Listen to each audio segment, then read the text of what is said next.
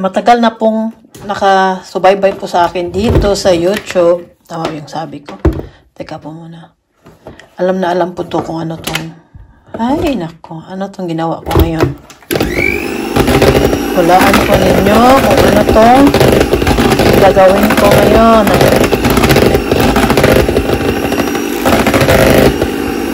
Meron po kami doong gawa machine, no? Yung pang ano. Ito po, pero ito talaga yung palagi yung ginagamit dahil madali lang linisan. Yung machine kasi ang daming ano, ang daming linisan pagkatapos mong gamitin. Kaya ito lang yung ginagamit ko kahit mano-mano. Yung isa naman, ilagay mo lang lahat yung ingredients. Yan. Yung machine na po yung mag-mix niyan. Doon mo lang. Ito, ikaw talaga maghawak o mano-mano talaga. Oh. Magdala sana ako nito noong Sabado na punta kami kanila Harvey. Kaya lang, hindi ko na nagawa dahil sa sobrang busy ba. Next time na lang, patikin ko sa kanila itong gagawin ko. Mix ko lang siya ulit para ano, para perfect talaga yung ano ba.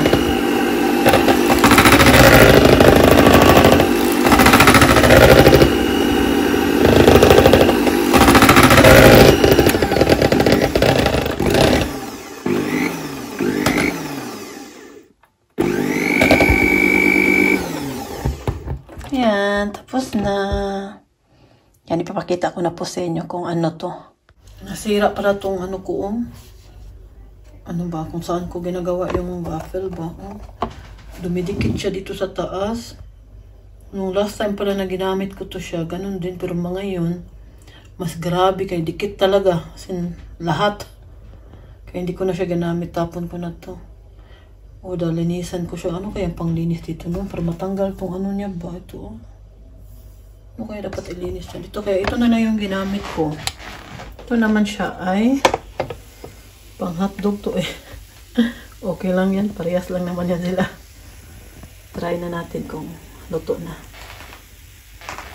Magluluto na po ako ngayon ng ulam namin na request ni Martin. Ito na po yung hiniwa-hiwa ko na carrots, patatas at saka celery. Kung gusto po ninyong gayahin, ito lang po, madali lang po siya gawin. Ito po yung kailangan natin, salt.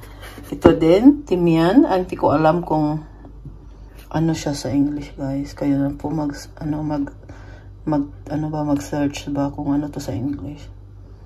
Hindi ko talaga kabisado to. Ito, paprika. At kailangan din natin ng cayenne pepper.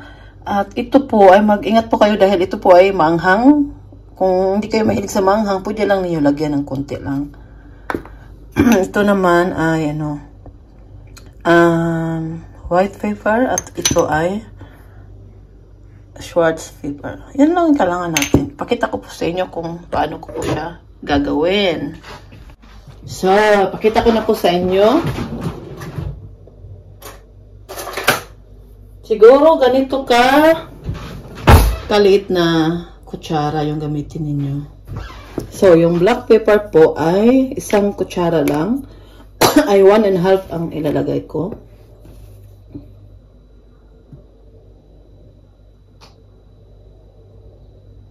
Ganyan lang siya, oh. Pwede pa din ninyo konti lagyan, konti. Ganyan.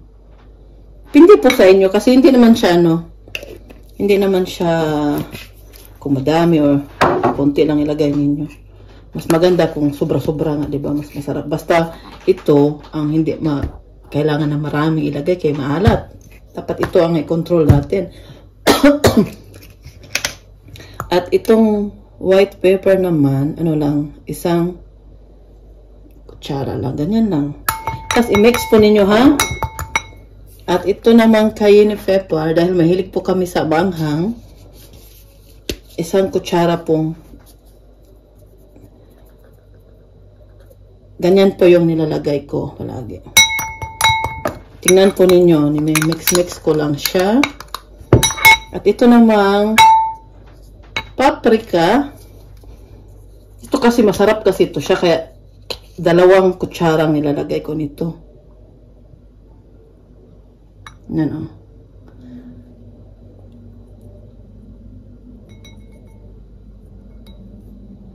So, yan siya.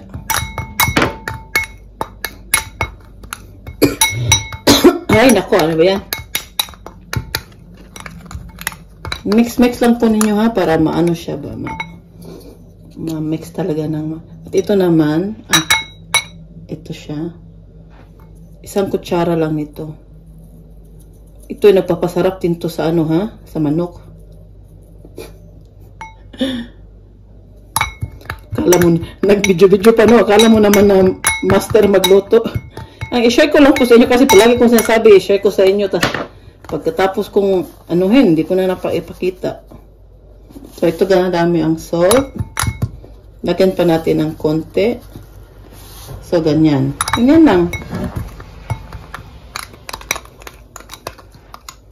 Basta, i-mix lang po niyo talaga siya ng ipakita ko po sa inyo. Kasi ilalagay pa natin dyan ang garlic na durog. Ito na yung ating durog na, no? Garlic. Ilalagay din natin yan dyan. Ganyan siya, oh, di ba? Durog-durog na siya. Pero itong mga, ano, huwag na ito itapon. Kaya magamit din yan. Pwede mo din yan siya ilagay. Tapos ipag-hit, ano natin siya mamaya. Pakita ko po sa inyo kung paano ko ginawa. Napakasarap po nito. Kung matry lang po niyong lutuin. Kaya lang po, matagal siyang matapos kasi mahina lang yung ano mo. Hindi mabilisang luto to. Kung mabilisang maano yung malata yung mga gulay. Dapat ano lang. Mahina lang talaga siya. So, abot ng 2 hours ang pagluto nito. Pero ano naman, sarap. Sobrang sarap. Tapos yung gulay, hindi malata ang gulay ba? Tama-tama lang talaga yung pagluto ng gulay. Pakita ko po sa inyo maya. O, ito na po. Ang dami na po nito. At ilalagay po natin siya dyan sa loob.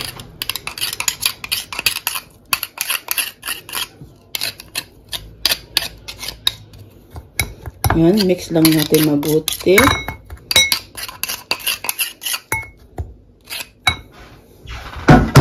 Pagkatapos, ito naman siya. Ilagay din natin yan dyan. Kaya sayang naman to siya. Ipag-hit lang ano lang naman natin yan siya sa manok. Pakita ko po sa inyo kung paano ko po siya nilagay sa manok. So, yan na. So, ganyan lang po. Yeah, no court. Ganyan lang po ang ginawa ko sa manok. Pag ano lang ninyo po yung ginawa natin kanina. Yan yun lang. At ito din sa likod din. Ito, ganyan din. Tapos itong bawang, ilalagay natin sa loob ng tiyan ng manok. Tapos, lulutuin na natin. Pakita ko po sa inyo mamaya pagluto na. So, salamat Fiona! Ayan na po siya. Sus, napakasarap po nito. Tapos may gulay pa ba? Papakita natin sa inyo mamaya pagkaluto nito. Si Martin excited. Tas ang amoy pa. Ang amoy nito, no? Magutom ka. Ganyan muna yung ginagawa ko. Number 6 muna. Pinakamataas na yan. Pag mga after 1 minute, binababa ko na siya sa dito. Sa number 2 lang. So, di ba, mahina lang siya. At maluluto din siya kasi ano naman, naabot naman ng 2 hours. Yan. Ganyan lang po. Yan na po yung manok natin. Oh, yan na siya. So, ito na siya after 30 minutes. Yan na. I-ano ko lang yung gulay. Bali, ano ba? Tawag nyo. Ganyan ko lang ba para maano yung tapos ito namang na side.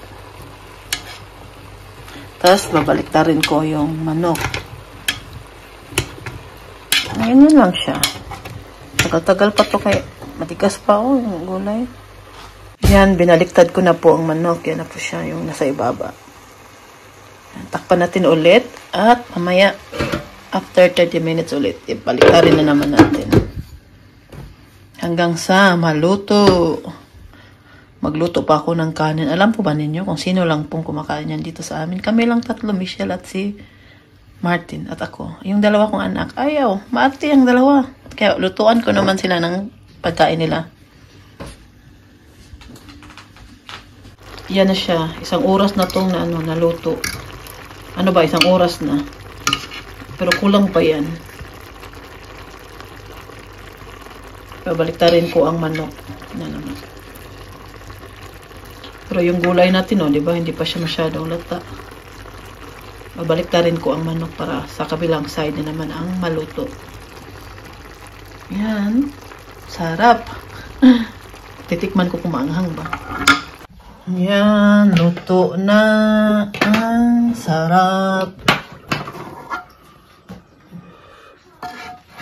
Una na si Martin. Patatas. Natürlich.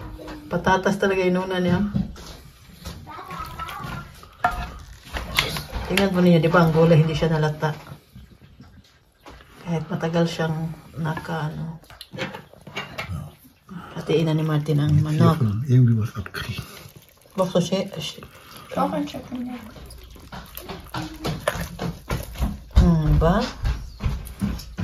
Try pa niyo, masarap Mama yan. kann da auch. Fiona! Hallo! Emma! Hallo. Hallo! Ja, jetzt an die ganz hohe. Oh, das ist aber sehr hoch.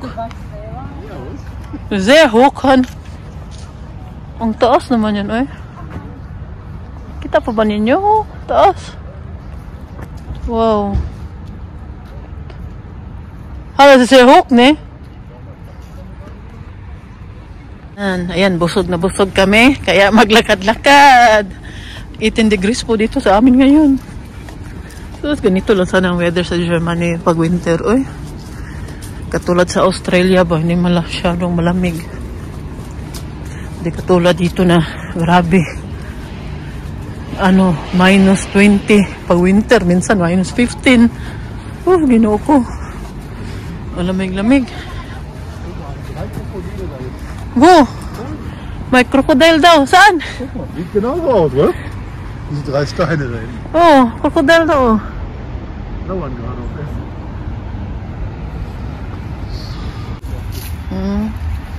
Dami namang lilinisan dito Mga dahon, na talaga. Pero ngayon hindi siya malamig. Ngayong week na to. 2 araw na kami hindi naka-on yung heater namin. Kaya hindi man malamig. Nakatipid tayo sa kuryente at sa oil. Komm gleich hier unten vorbei. Warte mal Was hier. denn? Da hinten sind Kanuten unterwegs. Die fahren über die Länder. Ay! Wow, schön. Sana all.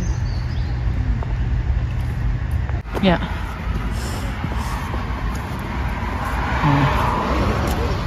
Der Herbst is da. Grabe, ang busog ko talaga ba. Ang dami kong nakain kanina. Kaya hindi na ako kakain mamaya. At lakad-lakad muna tayo. Kasama din namin pala yung anak namin lalaki.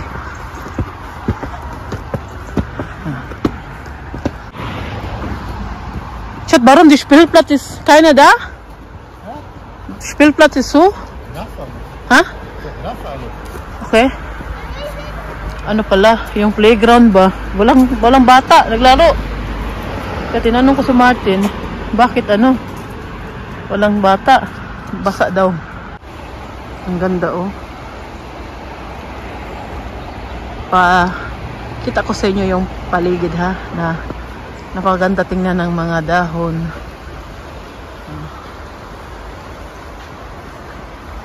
Ang ganda pa magtambay ngayon dito kay hindi man malamig ngayon. Hindi malamig ngayon pero ang kapal-kapal ng suot ko. Naka full over ako.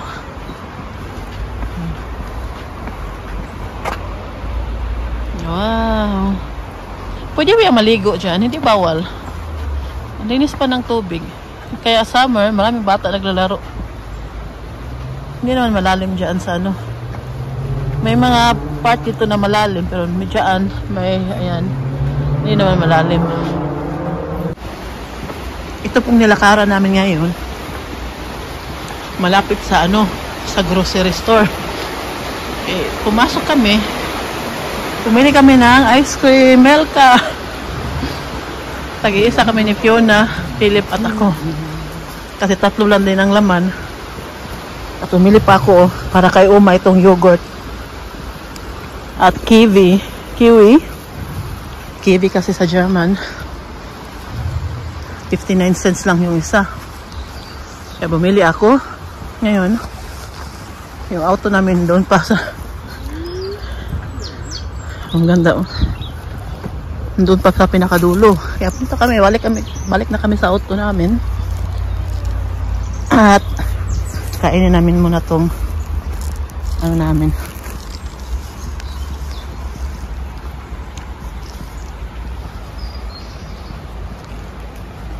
Ito pala ang kinain namin ngayon. Ito siya. Tapon na natin yung soda.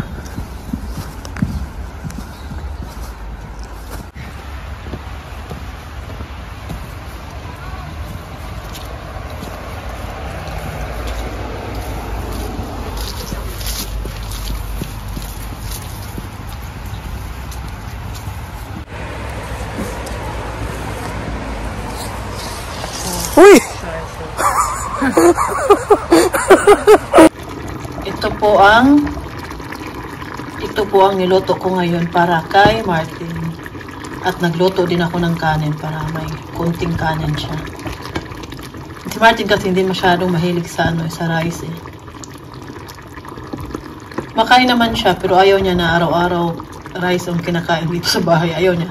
Sa amin okay lang pero sa kanya hindi daw niya kailangan araw-araw. Paminsan-minsan kumakain naman siya. Kaya ito yung ginawa ko ngayon. Dahil may gulay pa pala ako dito. Sayang naman baka masira.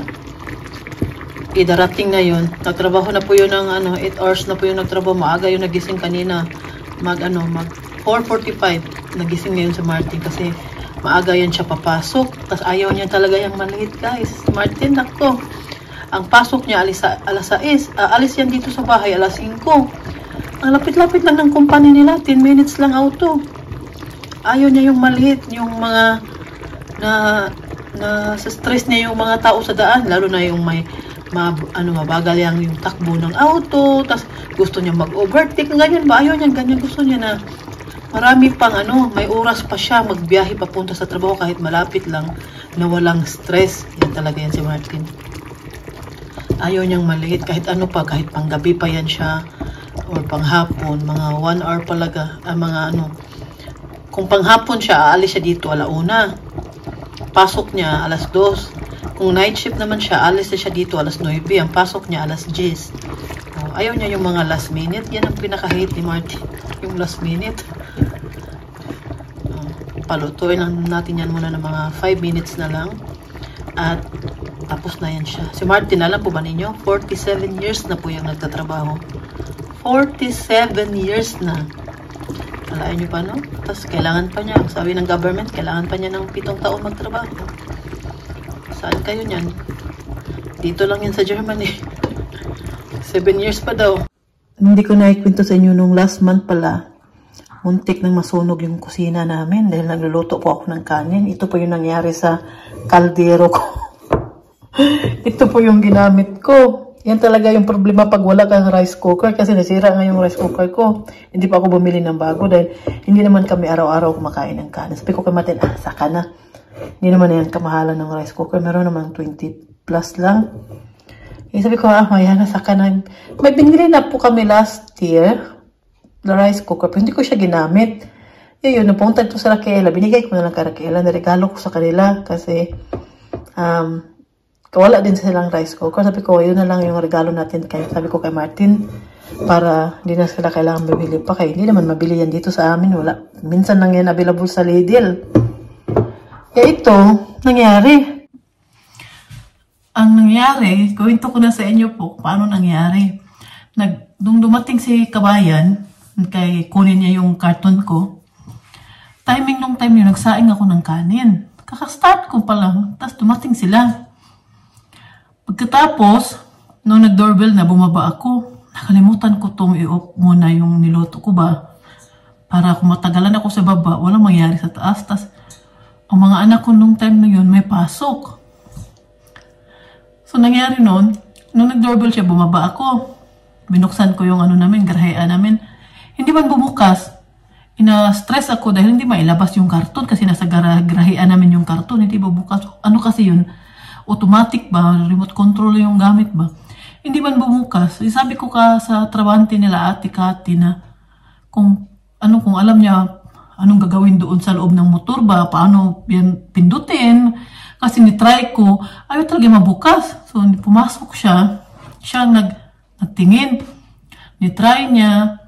At natagal-tagalan din. Nag-abot din mga 10 minutes at yun bago nabukas yung pinto ng garahean namin ba.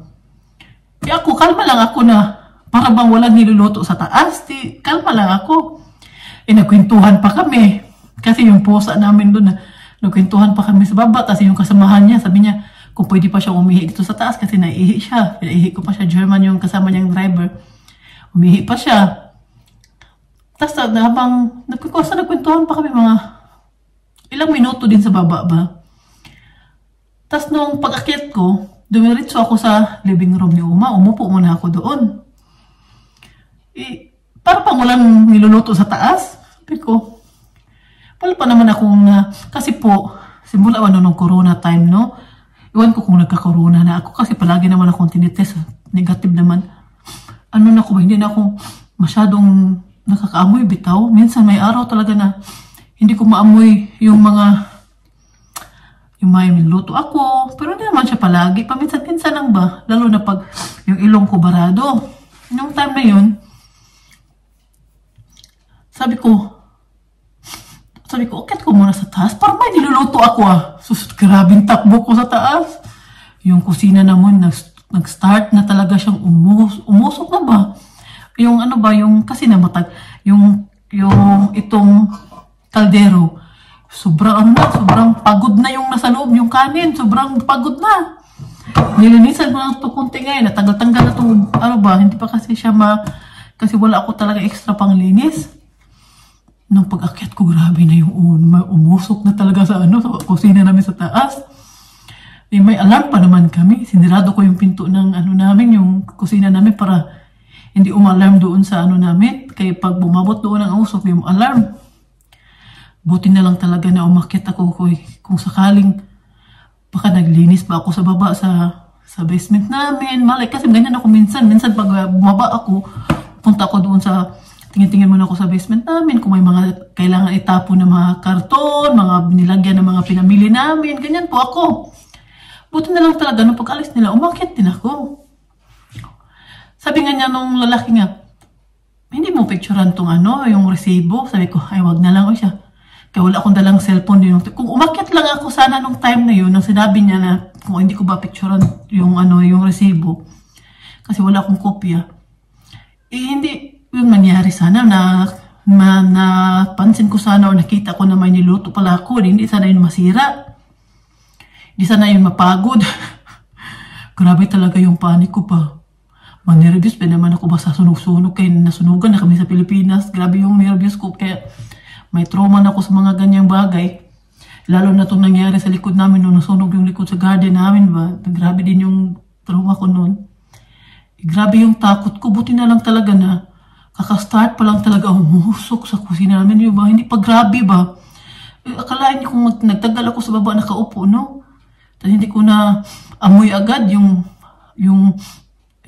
paig na kanin sa taas, di ba? Yung dukot, yung pagod na kanin, sana yun, grabe talaga yun kung abutan pa yun ng ilang minuto pa na hindi ako makyat na, sinasabi ko po sa inyo, kung ba talaga yung takot ko, buti na lang na nakita ko ba, tumakyat ako, hindi ko na ikwento pala yan sa inyo, ngayon ko lang kasi naalala, kasi gusto ko linisan to, at may nakita pala ako dito na, kay Uma to siya, itry ko siyang linisan dito. Kaya sayang naman itong kaldero na ito kung itapon. Hindi na talaga siya matanggal. Ang tigas. Kaya try ko dito. Ito. Diba? Panglinis to kay Uma to. Nakita ko lang to sa kusina niya. Itatapon try ko to. Linisan ko muna at pakita ko sa inyo kung epektibo ba. Living the highs and lows.